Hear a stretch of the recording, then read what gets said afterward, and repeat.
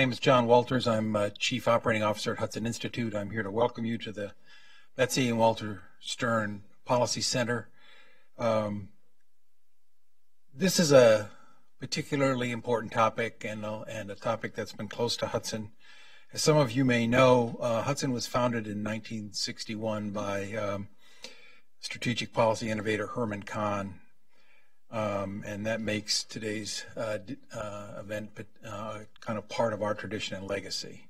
He began his work on strategic policy in the age of atomic weapons and was an important innovator on making both effective and flexible process of deterrence and strategic policy.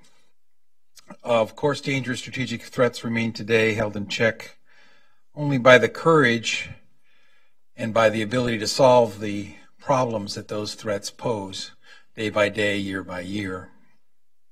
Russia has been joined by China in the strategic realm as a near peer of the U.S. Rogue states such as Iran and North Korea, of course, are violating UN Security Council resolutions to test missiles, while North Korea openly continues its nuclear program with the stated purpose of harming America. And of course, terrorists motivated by extreme ideologies continue to assault both the United States and other nations in the Western Alliance and elsewhere.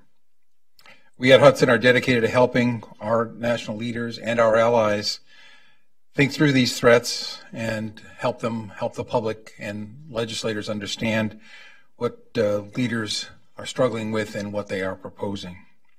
Among other things, our experts try to think seriously about deterrence, especially in today's environments. We are most honored today to be hosting Commander of Strategic Command, General John Hayden, who provides national leadership on this subject. We look forward to hearing the Commander's remarks in his conversation with my colleague, Hudson Senior Fellow Rebecca Heinrichs, who specializes in both missile defense and nuclear deterrence. I will turn this over to Rebecca to introduce properly the Commander, but I want to say thank you. We're honored to have you with us, General.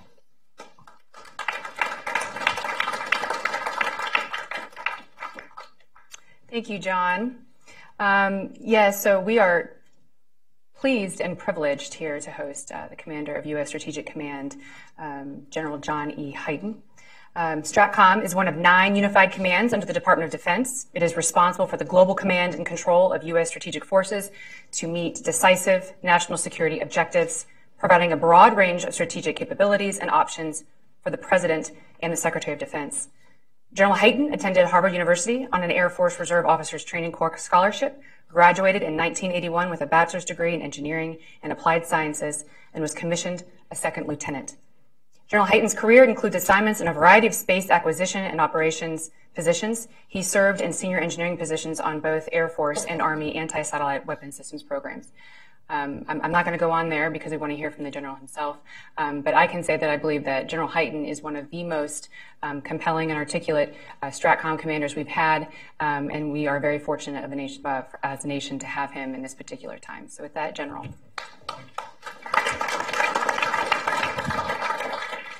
So if it's okay, I'm just going to talk for about 15 minutes. Then I'll sit down with Rebecca and we'll have a conversation and we'll take questions from you. I do have to leave at the bottom of the next hour because I'm speaking across town. I was going to speak with a couple of other friends of mine, General Robinson and General McDew, but they've canceled out, so I'm the only speaker on the stage, so I have to be on time, so I'll have to take off right when I leave. But first of all, let me just say, this is my first time at the Hudson Institute, and so it's a true honor to be here at the Hudson Institute, especially because of the legacy of what this place is. Going back to Herman Kahn, as you heard described, one of the founders of the Hudson Institute, and you read Herman Kahn, and one of the things I did when I became the Strategic Command designee is I read Kahn and Schelling. I think that's kind of where you start. And I hadn't read Kahn and Schelling, so I went back and read that. I have to admit that I identified a little more with Schelling than I did with Kahn, but nonetheless, the great thing about Herman Kahn is when he wrote On Thermonuclear War and he wrote Thinking the Unthinkable, he created a debate in this country about strategic deterrence. and it created a debate about the role of nuclear weapons in our country. And it became a very public debate. And that public debate was one of the most important things that happened in the 1960s, because that drove the entire development of our overall strategic policy. It drove the creation of what the presidents of the United States, from Kennedy to Johnson to Nixon, and all the way through, thought about when they thought about strategic deterrence. And one of the things I note in today's day and age is we do not have a very public dialogue going on right now about what strategic deterrence is in the 21st century. I think it's one of the biggest challenges that we have is the discussion of what strategic deterrence is in the 21st century is not. And so somehow we go to the point where the fact that under the New START Treaty we'll have 1,550 deployed nuclear weapons, and the Russians will have 1,550 deployed nuclear weapons, and those weapons will deter everybody from everything, and that's the end of the story. That's actually about the level of debate that we see today, and that is so incomplete. So let me talk about strategic command for a second, and then we'll come back to what is strategic deterrence in the 21st century. So strategic command, a privilege that I never thought I'd ever get to experience. How could a blind kid from Alabama that doesn't even fly an airplane grow up and be the commander of strategic command? How can I sit in the office and have Curtis LeMay's picture outside my door, live in the house that he lived in for 9 years, work in the command headquarters that he worked in for 9 years?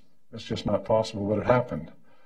And so the greatest part of my job, believe it or not, is not things like today.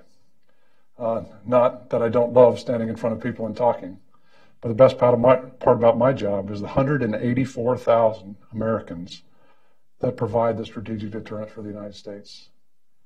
That's the size of the force that I command, 184,000 Americans that do that job. Below the sea, every day, above the ground, in the air, below the ground, in the missile fields, in space, in cyberspace, missile defenders. The entire enterprise is just remarkable when you look at it. But the most remarkable thing is our people. And we don't talk about them enough, because the real strategic deterrent of the United States comes from those people. It doesn't come from the things they operate. They couldn't do the job without the things. So the things have to be there. The weapons have to be there. The capabilities have to be there. But without the people that can operate them and be ready at a moment's notice on the worst day in our nation's history to respond the way they have to, it is the most important thing. So as the commander, I'm a big believer in commanding through what we call mission type orders, where I give the mission to my commanders and I expect the commanders to generate orders for their forces to carry out. And so the way you start that is with the commander's intent. So I've published a commander's vision and intent that is unclassified, that everybody in here can pull up on our website and read if you want to read it. If you want to see the message I've sent out to my entire command, you can pull it up and read it. In many cases, it's very, very simple, because there are only 3 priorities. The 3 priorities for U.S. Strategic Command are, number 1, above all else, we will provide a strategic deterrent. Priority number 2, if deterrence fails, we will provide a decisive response with everything that means. And priority 3, we'll do it with a combat-ready force. But the interesting thing about the things I just said, I want you to think about those 3 priorities: strategic deterrence, decisive response, combat-ready. When I say that out loud as the commander of Strategic Command, my guess is that at least 90% of the people in this room went right to the nuclear mission. And that's actually a very good place to start, because that's where strategic deterrence starts. That is the foundation. That is the bedrock. That is the most important element of our strategic deterrence. But those priorities apply to every mission of U.S. Strategic Command. So if you look at the mission, our mission is actually a mission statement that's in the document that I actually don't like, because our job is to provide, our mission in the U.S. Strategic Command is to provide tailored nuclear, space, cyber, global strike, missile defense, electronic warfare, and intelligence capabilities for our nation and our allies. 7 different missions. And all those 3 priorities I talked about, each of those priorities apply to every one of those missions. If work sends into space someday, Our first job is to deter war from extending into space. And that means we have to figure out how to deter an adversary from doing that. Same in cyber. Missile defense is part of our strategic deterrent. If you look at the deterrent equation and you go all the way back to the Schelling and Kahn days, there are three elements of deterrence. And the end state's the same, to prevent strategic attack in the United States. And the ways we do that are still basically the same, because the ways are, we will either impose cost on an adversary that is so unthinkable they won't go down that path. We'll deny benefit. That's where missile defense comes in. And we'll do that in a credible, communicated way so our adversaries absolutely know it. Those are the three elements. And it applies to all elements of our command. So if you look at my vision for where I want this command to go, the vision is to provide an integrated, multi-domain, strategic deterrent and decisive response against any adversary wherever.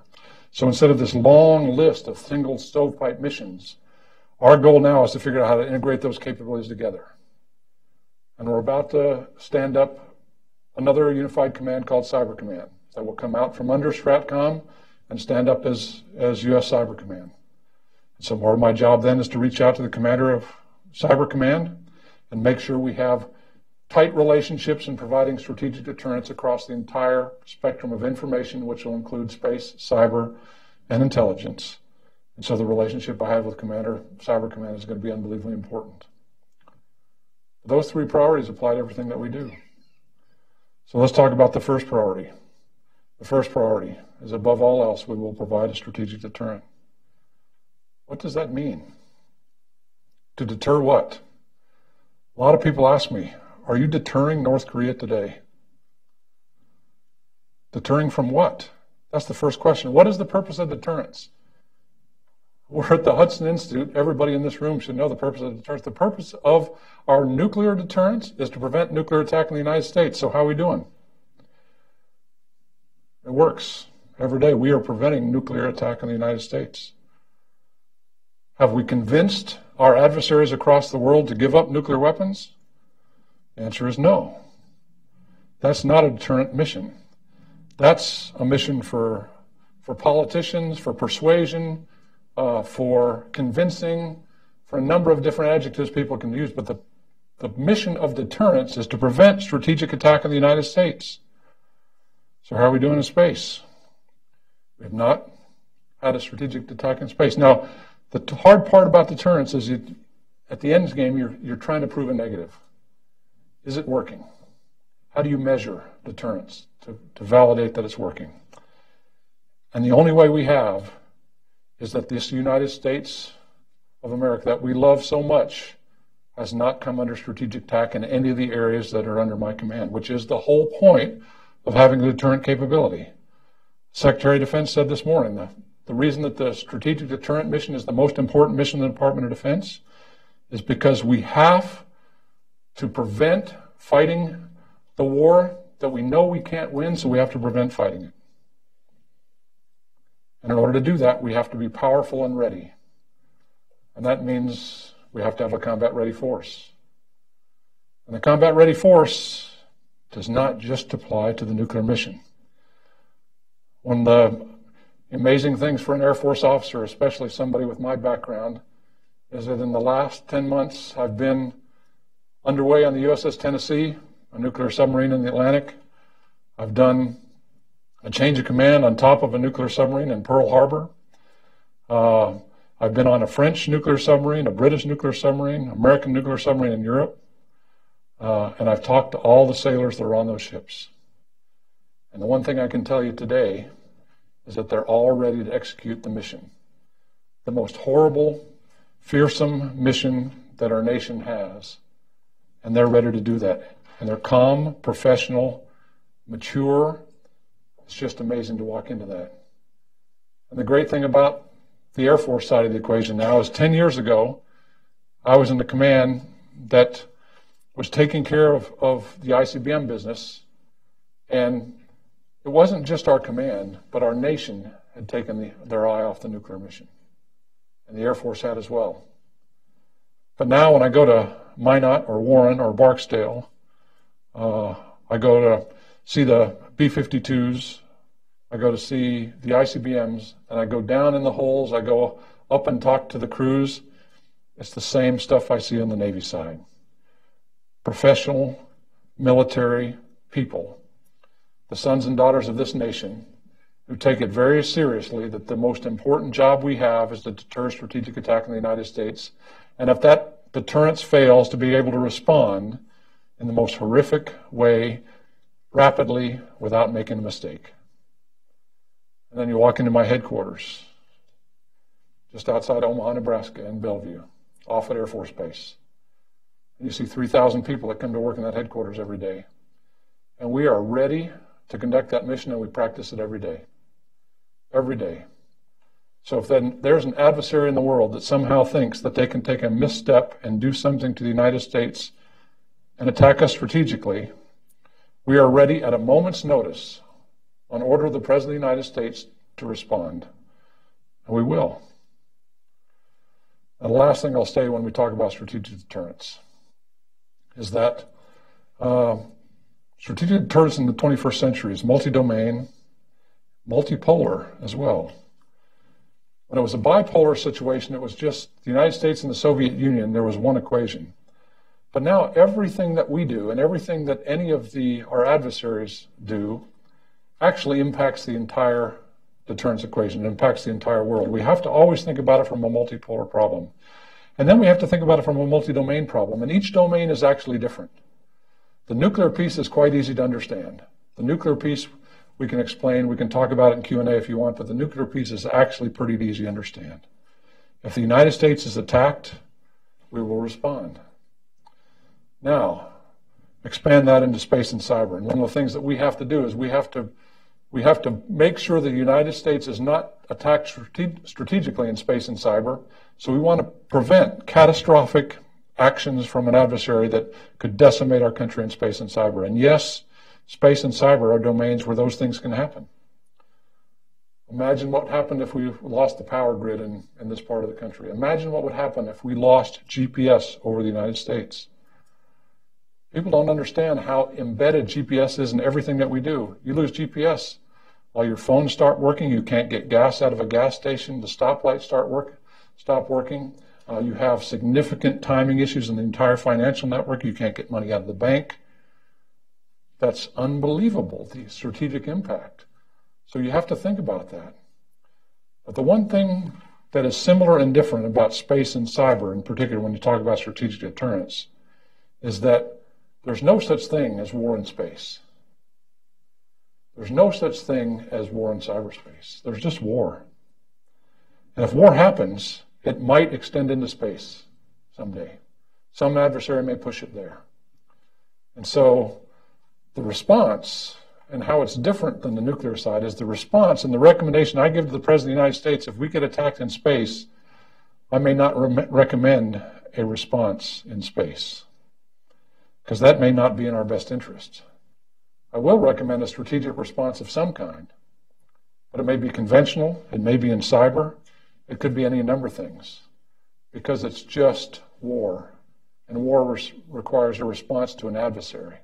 And if an adversary is extending something into space, then we have to figure out how to defeat that adversary, not to defeat space or defeat cyber. And we get trapped in that piece of the puzzle as we start looking at this complicated world of 21st century deterrence. So as I stand here in the Hudson Institute, the one thing I would ask you to do, especially the folks that work here in the Institute, is to start helping us engage in the public debate, not just about nuclear deterrence and not just about missile defense. That's where it starts, and we can have that discussion in Q&A. But this broader issue of what is deterrence in the 21st century, how do we deter our adversaries, how do we deter strategic attack, which is broader than just a nuclear capability. And I don't have all the answers there, but guess what? None of the military leaders in the late 50s, early 60s had the answer either.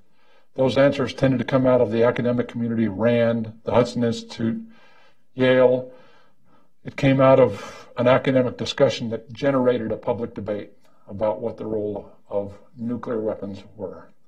Now we have to have a debate of what is strategic deterrence in the 21st century and how do we respond to it. So I look forward to the discussion. I'm going to sit down now with Rebecca, and then we're going to turn it over for questions. Thank you very much.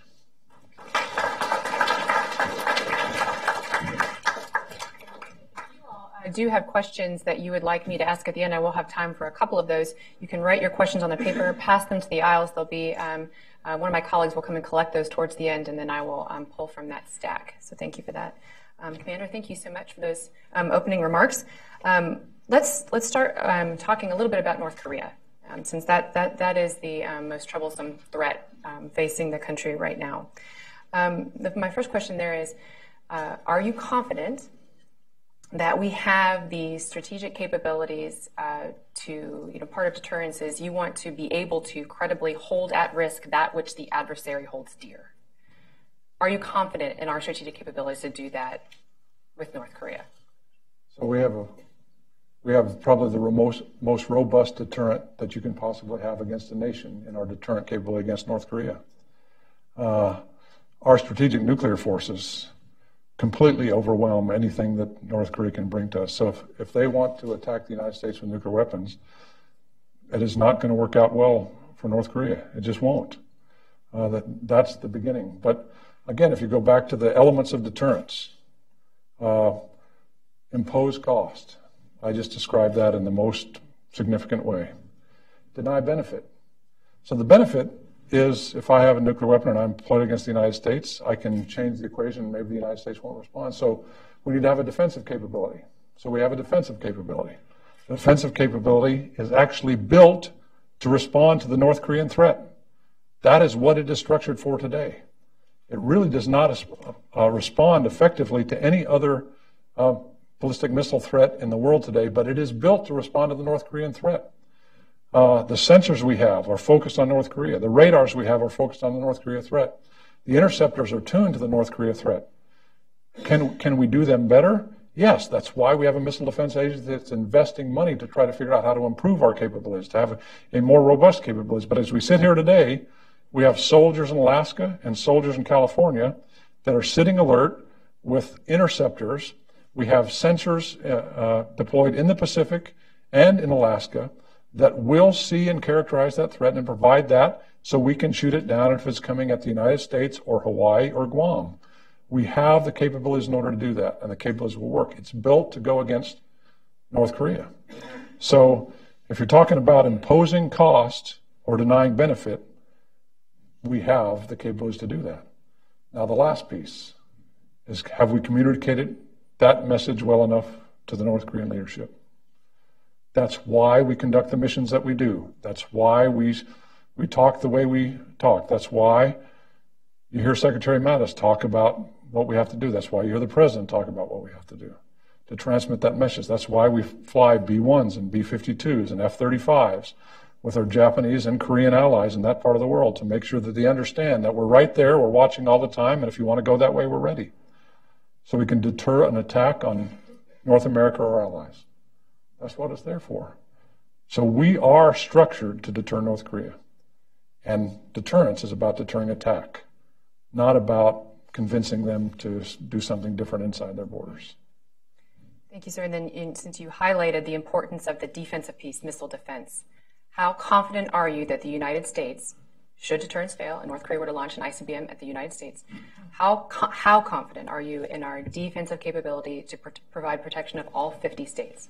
So I'm very confident in that capability. Once again, that's what it was built for. Do I want it to be better? Yes. I think if you ask General Greaves, the director of the Missile Defense Agency, he's going to say, I want it better. When I was asked in front of Congress, can we improve the missile defense capability? I said we can. We can do it by improving our sensor capabilities first. I think we need a space-based sensor capability as part of that to provide more ubiquitous global coverage. I think we need improved interceptors, and I think we can improve that technology.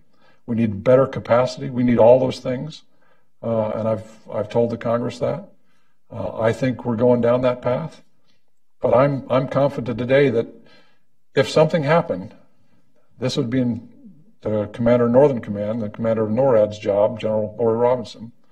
She has the ability, with the fielded forces that we have, to defend the United States against any ballistic missile attack from North Korea. Thank you, sir. And in case we've got some folks listening who are hanging out on Guam, just want to make how confident are you that between THAAD and Aegis, the Aegis weapon system, that Guam is protected as well? Guam is very well protected. There's no such thing as a perfect defense. It doesn't exist. People have made mistakes over the years by thinking you can build a perfect defense and you never have to respond. The Maginot Line is probably the most obvious example in history where you have a perfect defense, therefore I really don't need an effective military.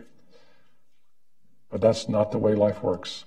So I think we have as good a defense as you can build against Guam, against Hawaii, against the United States. We have as good a defense as you can. But if for some reason, some unknown reason, that I'm wrong and the defensive systems have a problem, oh my gosh, the response that comes back is going to be overwhelming. And both of those things together are what provide deterrence. And I think that touches on an important point, that missile defense also gives the United States more flexibility to control the situation, more options then. It does. It absolutely does. Our job right now is, every military officer that would stand in front of you today would tell you that they want, above all else, diplomacy and sanctions and economic impact. You want all the peaceful solutions to work. Because the one thing I can tell you about anybody that wears a uniform is you actually don't want to go to war, because you've seen war and it's ugly. It's never a good thing. But there are worse things in the world. And that's why we have a military. And we'll be ready to respond, and we will. But our job is to give maneuver space now for diplomacy to work, to give as much time for diplomacy to take action, to prepare ourselves on the defensive standpoint as well as the offensive standpoint to respond to any threat that comes after us. And that's exactly what we're doing.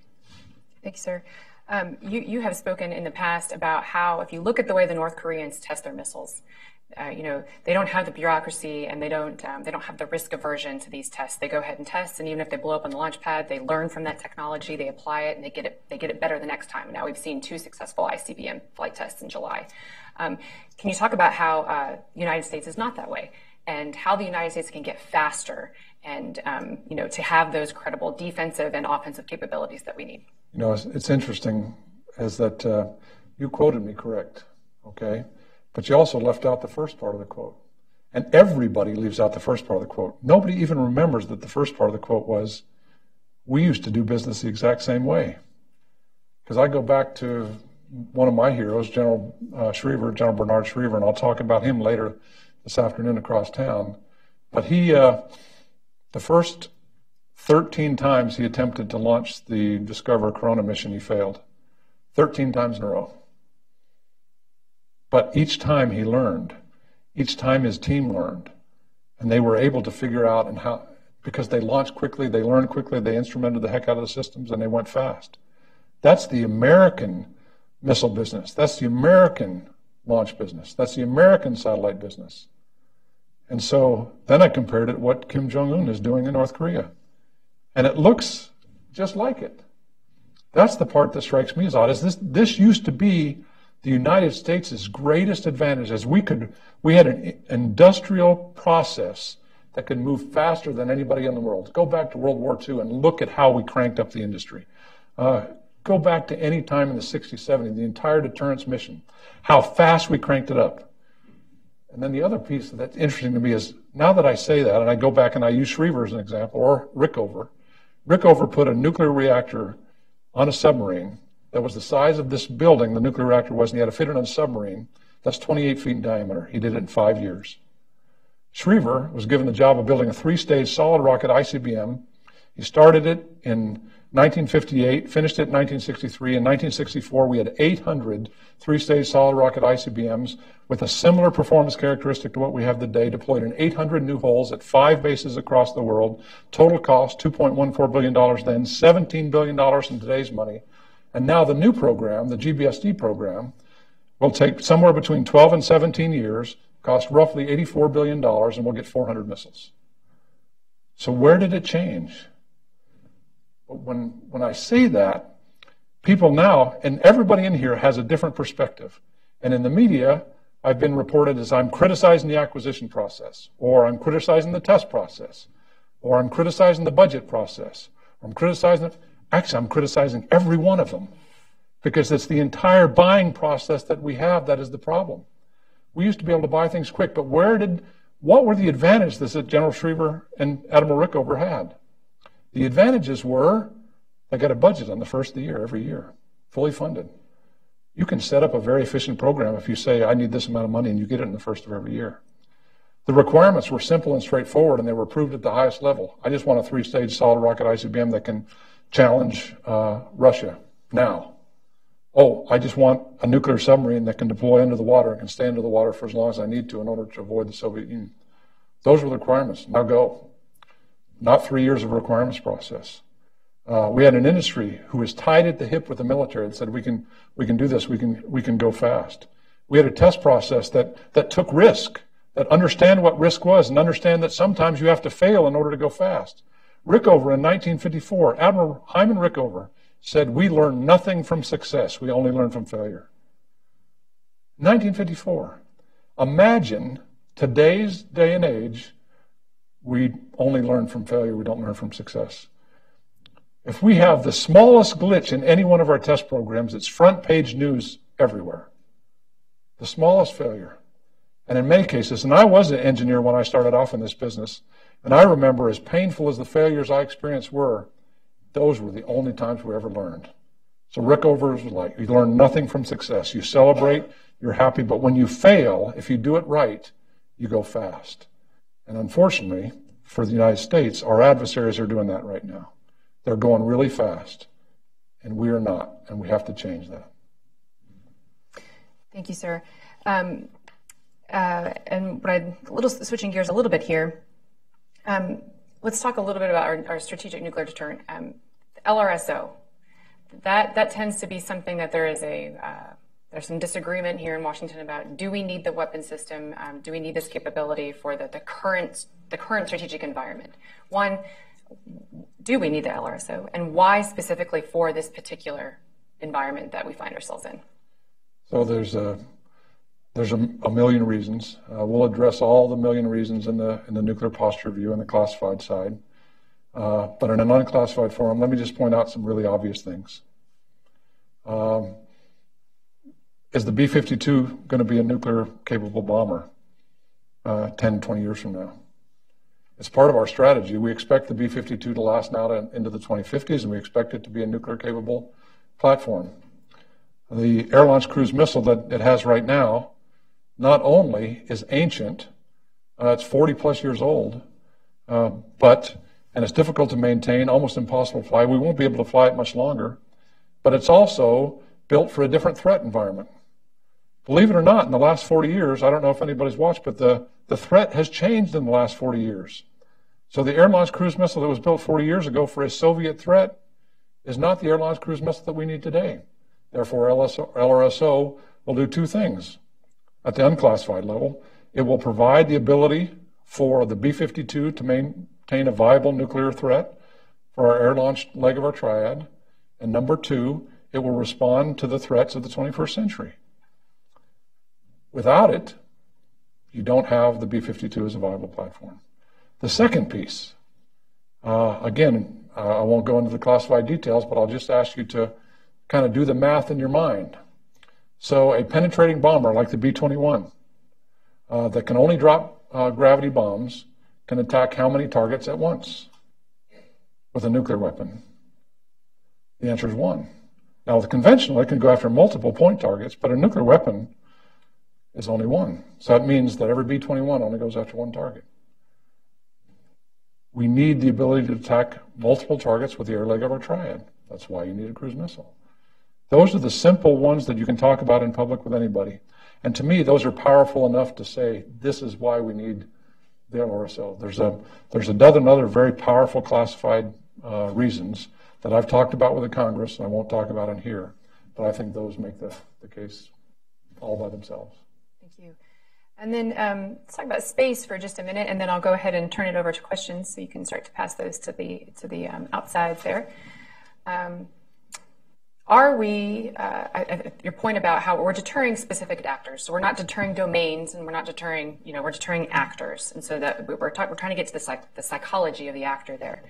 But are we underutilizing the space domain as a country? Is there room then to utilize the space domain better? Because in the past, there's been sort of an aversion, don't go to space, but the enemy's going to space. The United States now relies on space more than any other nation. And so those space sats are increasingly looked at as targets for potential adversaries. So are we underutilizing space in terms of the way we deter? And what can we do then to better protect our space assets and utilize that space domain?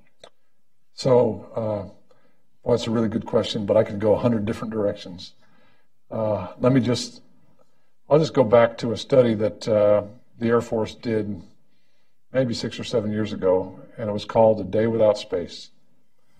And the purpose of the Day Without Space study was to basically put the combat air forces on the range at Nellis and take away space and see what happened. And I'll just say it was really bad.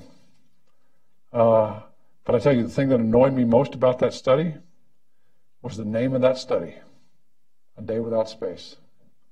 Because what that meant to our military at large and the space warfighters at large is that if space came under attack, it was gone. So you have to figure out how to do something different. I always think about what the interwar years would have been like if, when we came up in the United States Air Force with the concept of the bomber will always get through, and then we started World War II with the B-17, and we found out that the B-17 didn't get through, that the United States Air Force did a study called A Day Without Air. What did we do? We said, oh, we got to give up. Bomber won't get through. No, we ended up building radars and P-51s, P-47, pursuit aircraft. We had fighter escorts for the bombers so you can get through. If you treat space as a normal warfighting domain, figuring out how to fight through the environment we're in is not that difficult. It's really not. It's a simple warfighting problem.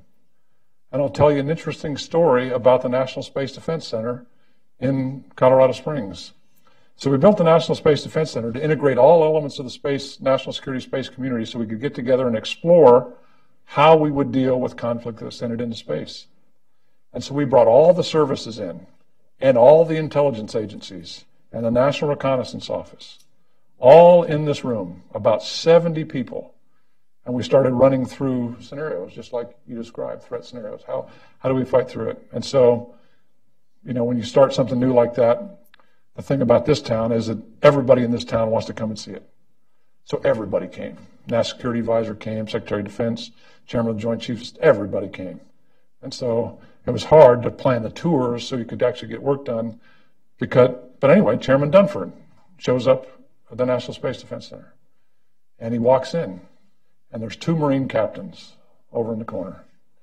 And being a Marine and not having seen a Marine for a while, he's on Schriever Air Force Base, he makes a beeline for the 2 Marines. And, Marines, how are you? Everything good? Everything's good. What are you guys doing? Oh, man. And they just wowed the chairman with all the things they were doing. And then the chairman realized after about 5 minutes, I better talk to these other folks. And so he leaves the Marines, and I walk up to the 2 Marine captains and go, so, don't snow me. Tell me the truth. How are you guys really doing? I said, well, to be honest, sir, there's 70 people in this room and 68 of them are smarter than we are. And I looked at him and I said, when it comes to space, that's absolutely true. But when it comes to warfighting, it's not. And if you every time there's a problem, you just provide a warfighter's view of how you would deal with that problem, you'll become the most valuable people in the room. And it's exactly what happened. Because it's just the same as any other domain. We have to defend ourselves. We have to maneuver. We have to get out of the way. We have to deceive. We have to deny. It's the same stuff in every other domain. As long as we treat it as a warfighting domain, we'll be able to figure out what to do. So I could go 100 different other directions, but I'll just leave it there. Well, I took a glance over some of the questions from the audience, and it appears that everybody here wants to be in a skiff and talk classified. So I'm going to give you just a couple of questions. You can answer them, how you're able to, of course, sir. A couple years ago, in an open hearing, there in the House Armed Services Committee, there was a Defense Intelligence Agency report that said that we believed that the North Koreans, however unreliable, would have the ability to launch a nuclear payload and reach the United States. Now we've seen the North Koreans test to success. We actually have seen them test two ICBMs in July. Has North Korea mastered the ability for successfully the re-entry vehicle of the ICBM, the part that we hadn't seen tested before? And do we know what payload they had on those ICBM tests in July? So, except for the last part of the question, that very last part, I was asked the same question in front of Congress. So I'll give the same answer because it was a public hearing. The answer is we have to look at that capability in North Korea as a matter of when, not if. They're going down that path. They're building all the capabilities they need, which means they're eventually going to get there. Will they get there in 2017, 2018, 2019? I don't know the answer to that. I see a lot of the detailed intel. I can honestly tell you I don't know the answer to that question. But to go to the last part of the question, and the last part of the question, can I tell you what payload was on the end of it? The answer is we understand what they're launching. We understand what they've demonstrated. The one thing they have not demonstrated in the United States is the ability to put everything together end to end and use it. And I'll just say that when the United States built that capability, that end game was the hardest part for us. And that's why we built a couple of big test ranges, the Eastern Test Range and the Western Test Range. That's why we built Kwajalein Atoll. That's why we put the huge radars out there in order to characterize those things. And I can tell you that the North Koreans do not have that kind of infrastructure. So they have not demonstrated us the whole thing end to end. But the point that you have to remember is it's not, if you're going down that path, you'll eventually figure it out. You will. Whether you figure it out by luck, by happenstance, or by just sheer trial and error of doing things over and over and fail until you succeed, you'll eventually figure it out. So we have to assume, and as the commander of Strategic Command, I have to assume that they have the bomb, that they will have the capability deployed on an ICBM, and I have to figure out how to respond if asked by the President of the United States. That's what I have to do as the commander of Strategic Command. A boost phase defense, that's the part of our missile defense system that we don't currently have mature enough yet and ready to field. So how valuable is having a boost phase defense capability? And are we working towards that now, and do we need to increase our investments to obtain that capability? So the interesting thing about boost phase defense is it's, in my opinion, the traditional boost phase defense construct, which is missiles, is not a technical question. It's actually an easier technical problem to hit a missile in boost phase than it is in terminal phase. It's really a policy question.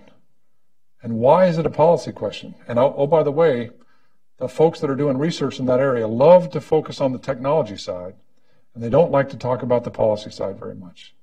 Because what is the policy challenge of a boost phase intercept? The policy challenge is you actually have to shoot a missile into somebody's territory, because that's where the boost phase is. So you have to make a decision to fire a weapon into somebody's territory. And what if you're wrong? What if you miss? What's the equation?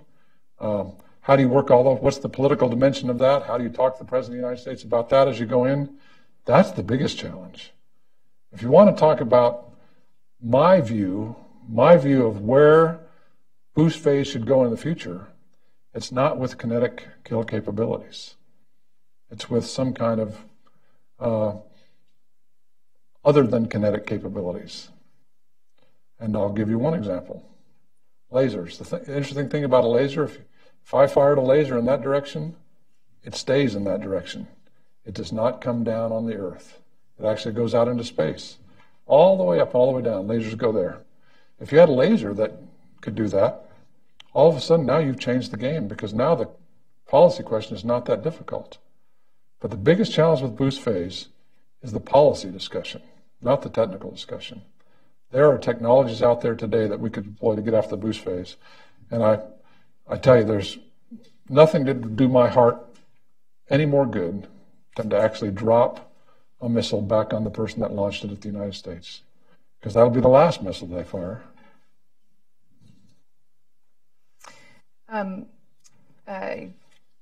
Given the assessment that we have of the number of nuclear weapons that the North Koreans have, there was a media leak that said that we think that they might have potentially 60 warheads.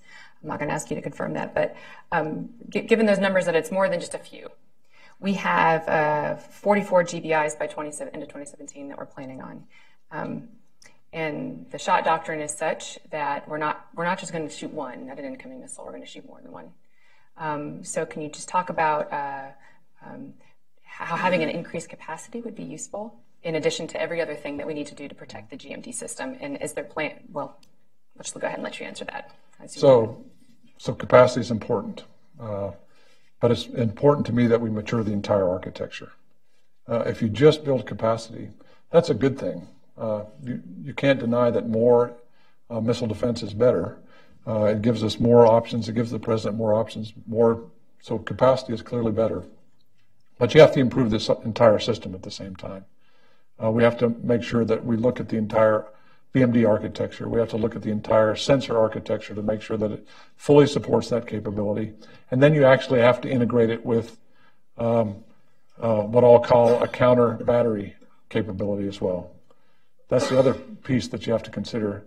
Because if somebody starts launching large number of weapons at the United States, I'll just say our singular response will not just be missile defense.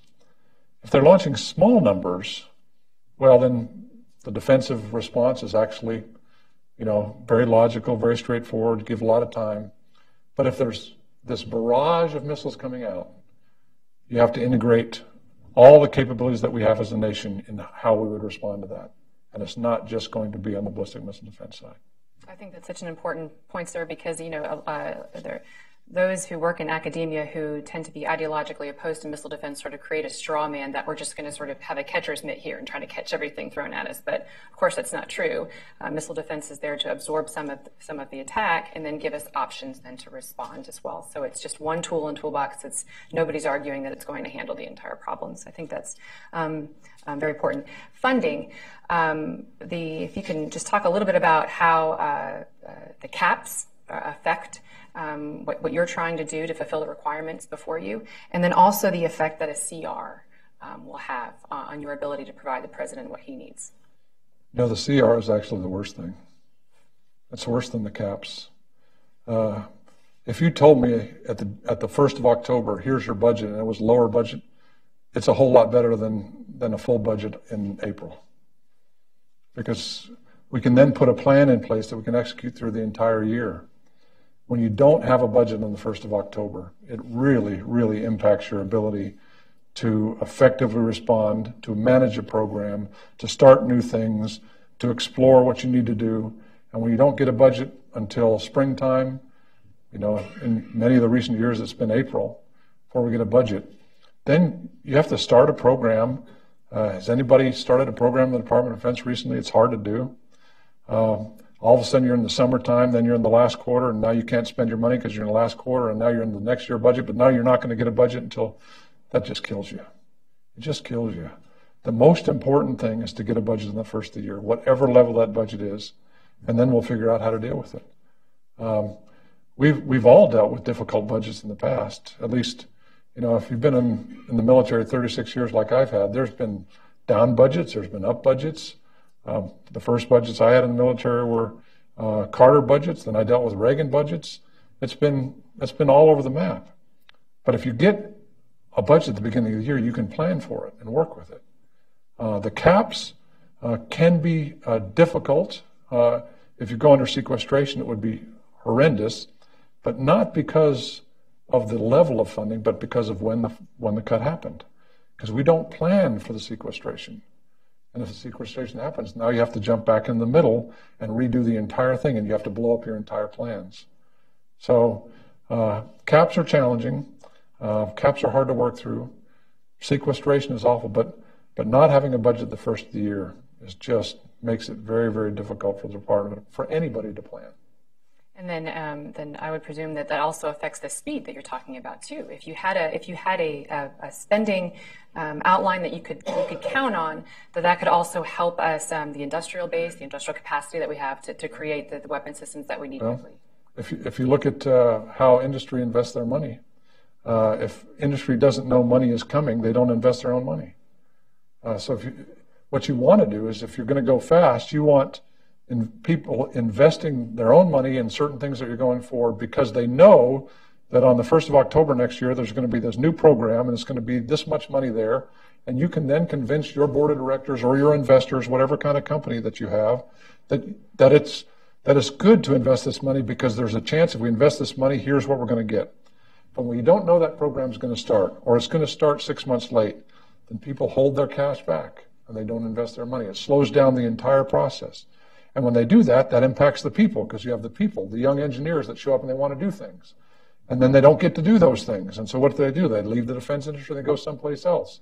They go to Google or Yahoo or Microsoft or somebody where they can go fast and do things because they can get the money to do those things. The whole impacts of not having budgets on a routine basis, at whatever level it is just very, very damaging. Like a little, you've talked a lot about how the United States needs to deter for our own protection, but can you talk just a little bit about the importance of assurance and how we assure our allies in the region as well? And that's in your portfolio. We've got the South Korean allies and our Japanese allies. They're there. They're having missiles fly over their airspace. What is the United States doing to make sure that they are assured? I try to tell people they get a vote in terms of what's required for assurance. So we need to know what they need to to hear from us. So. I asked them. 2 weeks ago, I was in Seoul and Tokyo. I traveled through Korea and Japan. And I asked them, what do you want? It's actually much easier to measure assurance than it is deterrence, because you can ask our allies, are we giving you what you need? And the basic message from me, from Admiral Harris, the Commander of Pacific Command, from General Brooks, the Commander of U.S. Forces Korea, from the Secretary of Defense, the message has been, what do you need? We'll be there. We took the USS Pennsylvania, strategic nuclear submarine, into Guam for the first time in a long, long time this year, and allowed our allies to come on board to see what that strategic deterrent is all about. That's a very sobering but impressive thing to view. And when you see it for yourself and you walk in and there's all those missile tubes loaded with nuclear missiles on or nuclear weapons on the strategic missiles, it's a hugely powerful, sobering message. But it is an assuring message too, because the whole concept of extended deterrence is if somebody attacks you with a nuclear weapon, the United States will be there for you. And if you want to see what we mean by that, please walk on board the USS Pennsylvania and we'll show you. I've got two last questions. I'm just going to ask them back to back, and then let you spend as much time as you want on each one before we close out. I do want to just ask you a little bit about Iran, because the Iranians and the North Koreans cooperate on their illicit missile programs. And so not only could the Iranians benefit from an extent if we allow the North Koreans to continue their missile program, but they're also watching, so there's a psychological aspect. What can the North Koreans get away with, and possibly could we get away with that too?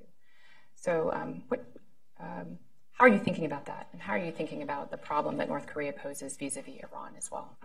So that's kind of the first speculative first question. Speculative question that you asked. So I don't like to speculate. I like to deal with facts. So I'm not going to speculate on the partnership between Iran and North Korea. I'm not going to confirm anything along those lines. So I'll deal with the facts. And the facts are that Iran is operating under the agreements that we signed up for under JCPOA. They're operating under that pace. But at the same time, they're rapidly deploying and developing a whole series of ballistic missiles and testing ballistic missiles at all ranges that provide significant concerns to not just the United States, but our allies. And why are they doing that? They're doing that to challenge the United States and our allies somewhere down the road. So we have to figure out how to respond to that. At the same time, we have an agreement that our nation has signed, and I believe the United States of America signs an agreement. It's our job to live up to the terms of that agreement, our job to enforce that, but that means our adversaries have to live up to that as well. So our job is to watch them, make sure they don't walk down that path, make sure that our nation's leadership understand that. And then we have to watch the precedents that we set with everything that we do, not just with North Korea, but in every other situation in the world. Because it's not just as everybody watching the United States and North Korea. Everybody's watching what the United States does every day in Afghanistan, in Iraq, in Syria, in Africa, in Europe, with Ukraine. Everybody's watching us wherever we are. And everything we do, down to the smallest tactical level in today's world, delivers a strategic message to not just the United States and our citizens, but our allies and our adversaries. So we have to understand that everything we do has that effect. And yes, what we decide to do with and around North Korea will have an effect on everybody that we do. So we have to consider that as well. But Iran is a concern. We watch that every day, and we need to be prepared for that, and we will be. Thank you, sir. I think that was a very powerful and useful way to answer that question, so we can think about the consequences of our actions, of course, across the globe. But thank you, sir, for being here and for your time. Thank you all for being here. Please join me in thanking Commander Hayden. Thank you very much.